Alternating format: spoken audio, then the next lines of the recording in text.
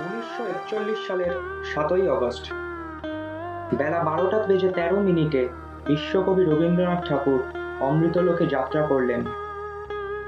উত্তর কলকাতার নিমতলা শ্মশান ঘাটে শবদেহ নিয়ে যাওয়া হলো।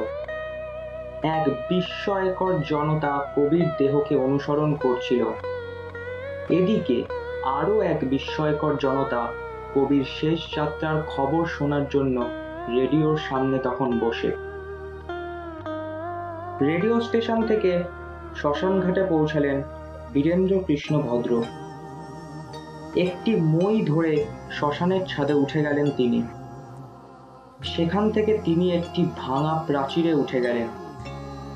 ধরে রাখার মতো কিছুই পেলেন না, কিন্তু নিজের ব্যক্তিগত নিরাপত্তা বিপন্ন করে এবং এক হাতে মাইক্রোফোনটি ধরে রেখে তিনি রবীন্দ্রনাথ ঠাকুরের চিরন্তন যাত্রার শেষ মুহূর্তগুলিতে একটি চলমান ভাষ্য প্রচার করতে শুরু করলেন।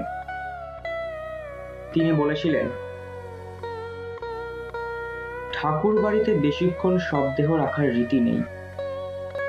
বিশেষত মধ্যাহ্নে যিনি প্রয়াণ করেছেন, বিকেলের মধ্যে তার শেষকৃত্য সম্পন্ন করতেই হবে।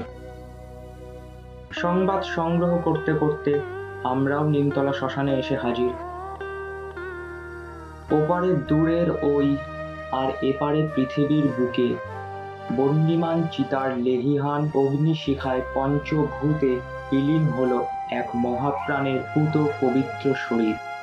রবি গেল অস্তাচলে।